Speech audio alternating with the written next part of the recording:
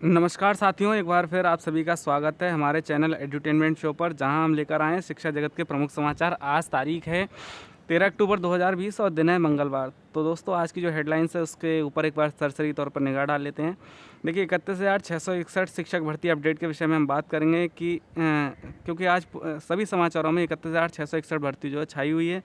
उसके बाद जो प्रवक्ता टीजीटी और हिंदी के साक्षात्कार वो 10 तारीख से प्रारंभ होंगे।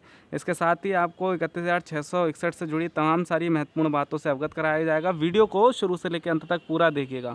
अगर आप हमारे चैनल पर नए हैं तो हमारे चैनल को सब्सक्राइब करके बेल आइकन अवश्य दबा दें, जिससे आने वाली वीडियोस का अपडेट्स का नोटिफिकेशन आपको मिलता रहे। तो देखिए, सबसे पहले हम कुछ प्रमुख खबरों पर गौर कर लेते हैं।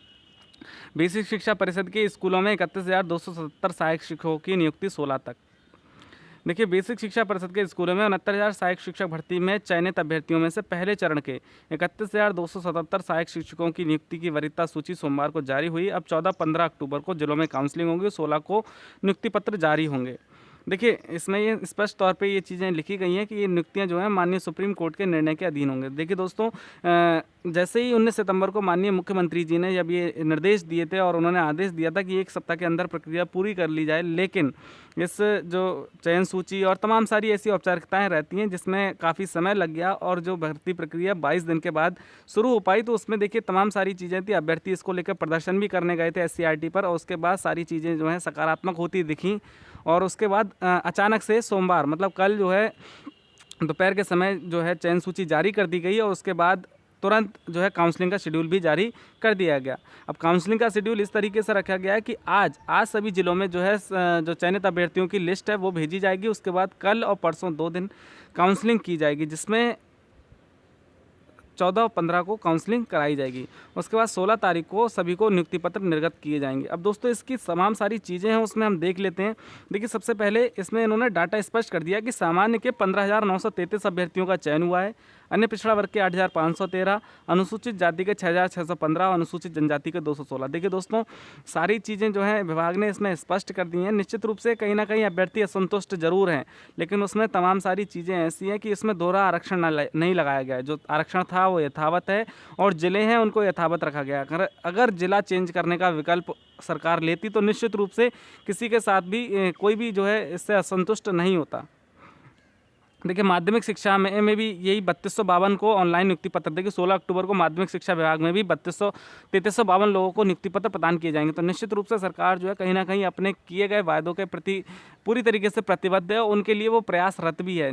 और कहीं ना कहीं समय चीज़ों में लगता है उनको साकार और धरातल स्तर पर लाने में। तो निश्चित रूप से अभ्यर्थी जो हैं जो चयनित हो गए, निश्चित रूप से उनके लिए राहत भरी खबर कह सकते हैं।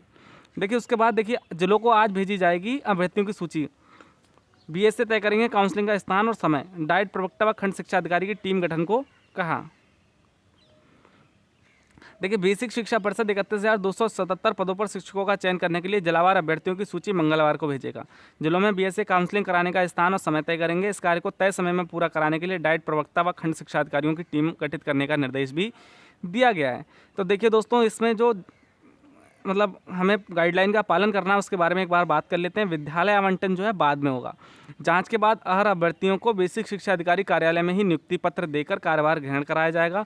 विद्यालय आवंटन का आदेश अलग से जारी किया जाएगा। उसके बाद देखिए, सोशल डिस्टेंसिंग का पूरी तरीके से काउंसलिंग में पालन कराया जाएगा। किसी भी तरीके की जो है वहाँ असुविधा ना हो। सारे वहाँ चिकित्सक की टीम और मास्क, सैनिटाइजर, तमाम सारे जो कोविड के प्रोटोकॉल हैं उसको उस काउंसलिंग स्थल पर पालन कराया जाना आवश्यक है। फिर उसमें देखिए दोस्तों, एक जो महत्वपूर्ण शपथ पत्र लगेगा, आप सभी को ज्ञात भी होगा कि जो पिछली बार लगाया था हमने अंतर जनपदीय तबादला ना मांगने का शपथ पत्र, वो इस बार भी लगेगा। और 100 रुपये की नोटरी पर यह शपथ पत्र लिया जाएगा। उनकी ओर से दी गई सभी सूचनाएं सही हैं। वे अंतर जिला तबादले की मांग नहीं करेंगे। अभ्यर्थी को मूल अभिलेख जमा कराने पर रसीद दी जाएगी, उसका नाम पंजिका में दर्ज होगा।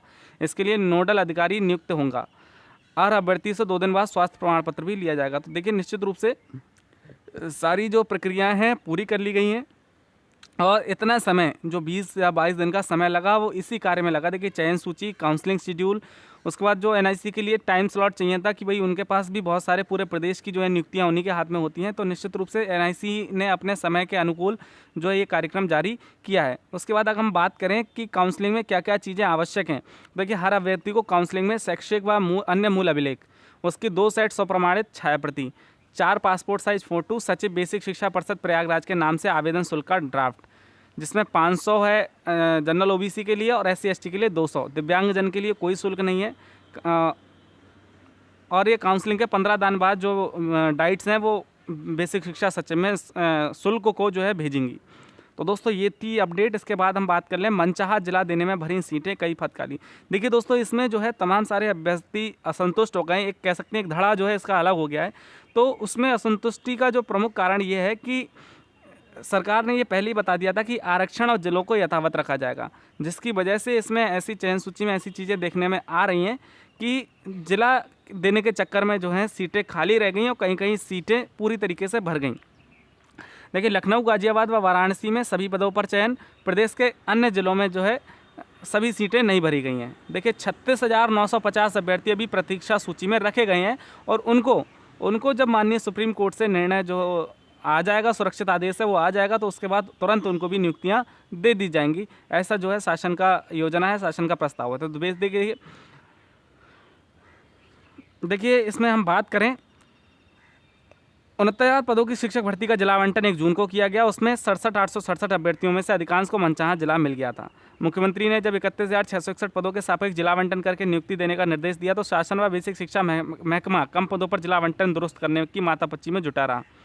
इसलिए शासनादेश जारी होने का 18वें दिन सूची जारी की जा सकी। परिषद का दावा है किसी भी अभ्यर्थी का जिला आवंटन बदला नहीं गया है। ऐसे में गाजियाबाद की 2, लखनऊ की 150, वाराणसी की 230 सीटें पहले चरण में भर गई हैं। तो देखिए दोस्तों, तमाम सारी चीज़ें जो है सोशल मीडिया पे वायरल हो रही हैं। बहुत ज़्यादा कह सकते हैं गलत खबरें भी, भ्रामक खबरें भी फैलाई जा रही हैं और कुछ सही खबरें भी जो है इसमें फैलाई जा रही हैं। तो इसमें सभी देखिए जो चयनित अभ्यर्थी हो गए उनके लिए बहुत बहुत हार्दिक शुभकामनाएं, और जो किसी भी कारण से अचयनित रह गए हैं तो उनके प्रति जो है वो सभी लोग जो है सरकार के ऊपर विश्वास रखें और निश्चित रूप से जैसे ही माननीय सुप्रीम कोर्ट से ऑर्डर आएगा तो उनको भी नियुक्तियां प्रदान की जाएंगी। किसी के साथ भी किसी प्रकार का पक्षपात या किसी प्रकार का अन्याय नहीं होने जा रहा। लेकिन अगर वो किसी मतलब चयनित अभ्यर्थी के खिलाफ या चयनित जो अभ्यर्थी हैं उनकी भर्ती को रोकने का प्रयास करते हैं तो निश्चित रूप से कहीं ना कहीं आपस में जो लड़ने का चीज़ है वो गलत है, उसका फ़ायदा कोई और उठा लेगा। तो ऐसे में अगर ये अभ्यर्थी सही दिशा में अपना प्रयास करे तो निश्चित रूप से इनको भी बहुत जल्द नियुक्ति मिल सकती है। जो 37,339 अभ्यर्थी हैं उनके लिए वो सुप्रीम कोर्ट में अपने वकीलों के माध्यम से प्रे करा सकते हैं और जितने भी सरकारी अधिकारी हैं और मंत्री हैं उनके माध्यम से सुप्रीम कोर्ट में प्रे करा सकते हैं कि जल्द से जल्द ऑर्डर डिलीवर किया जाए, जिसके बाद उनकी भी नियुक्ति हो सके। देखिए किसी की अगर नियुक्ति रुकने से किसी का लाभ नहीं होने वाला, तो ऐसे में सभी को मिलजुल कर ये काम करना होगा कि जिसकी नियुक्ति हो रही है उसको होने दे। उसके बाद जो अभ्यर्थी बचे हैं वो अपने ऑर्डर के लिए जो है सरकार, अधिकारी, मंत्रियों के साथ मिलकर प्रयास करें कि जल्द से जल्द ऑर्डर डिलीवर हो सके। उसके बाद आगे बात करते हैं। देखिए नाराज ओबीसी अभ्यर्थी जाएंगे सुप्रीम कोर्ट। देखिए निश्चित रूप से इसमें जो आरक्षित अनारक्षित सभी वर्गों में कुछ ना कुछ असंतुष्टि है और उसी में जो है ओबीसी अभ्यर्थी सुप्रीम कोर्ट जाने का प्लान भी कर रहे हैं। देखिए इसमें क्या किया गया है, जो ओबीसी वर्ग के अभ्यर्थी जो अनारक्षित में चले गए थे और जिनके अनारक्षित में नीचे थे उनको जो है बाहर कर दिया गया है। तो इसका खामियाजा जो है उन्हें उठाना पड़ा है और इसकी जगह जो ओबीसी अपनी कैटेगरी में चयनित हुए थे तो वो जो है इस चयन सूची में स्थान पा गए हैं। तो इससे ये विसंगति उत्पन्न हुई है कि कहीं कहीं 72 वाला या 70 वाला रह गया है और 68 और 67 वाला हो गया है। तो इसको लेकर जो है अभ्यर्थी अपनी मांग लेकर सुप्रीम कोर्ट जा रहे हैं। तो हर कोई स्वतंत्र है, अपनी मांग को, अपनी अधिकारों को मांग सकता है। तो निश्चित रूप से कोर्ट द्वारा और सरकार द्वारा उनकी बात सुनी जाएगी। अगर बात सही होगी तो निश्चित रूप से उनके हक में फैसला भी दिया जाएगा। बाकी अगर डॉक्यूमेंट्स की बात करें वो सभी आपके पास ज्ञात हैं। इसके लिए हम अलग से एक वीडियो दोपहर में डालेंगे जिसमें हमें बताएंगे कि क्या क्या चीज़ें किस प्रारूप में चाहिए होंगी। उसके बाद बात करते हैं दोस्तों 34,529 सहायक शिक्षकों को 16 अक्टूबर को नियुक्ति पत्र। इसमें कौन कौन है? बेसिक के 31,277 और माध्यमिक के 3252 चयनितों को नौकरी का तोहफा। तो दोस्तों देखिए ये सरकार ने जो है पूरा प्लान करके ये चीज़ें की हैं कि 16 अक्टूबर को जो है दोनों मतलब माध्यमिक और बेसिक दोनों शिक्षा विभागों में शिक्षकों को नियुक्ति प्रदान की जाएगी। देखिए चयन के बाद बीएसए कार्यालय में तत्काल ज्वाइनिंग। चयन प्रक्रिया जनपदीय चयन समिति द्वारा संपन्न कराई जाएगी। चयनित शिक्षकों को बीएसए कार्यालय में कार्यभार ग्रहण कराया जाएगा। विद्यालय का आवंटन बाद में किया जाएगा। देखिए दोस्तों अभी आप सभी को ज्ञात होगा कि इस समय जो है अंतर जनपदीय तबादले की प्रक्रिया गतिमान है और उसका जो अंतिम सूची 22 अक्टूबर को आनी है। तो उसके बाद जो तबादले हो जाएंगे तो उसके बाद स्कूलों की स्थिति देखी जाएगी कि कहाँ पर शिक्षकों की कमी है और किस ब्लॉक में जो है शिक्षकों की कमी है। उसके बाद जो है स्कूल अलॉट किए जाएंगे। तो ऐसी शासन प्रशासन की जो है योजना है, तो निश्चित रूप से इसमें किसी को भी चिंतित होने की आवश्यकता नहीं है। आप बीएसए कार्यालय में जाकर नियुक्ति पत्र मिलने के बाद वहाँ पर जाकर ज्वाइन कर सकते हैं।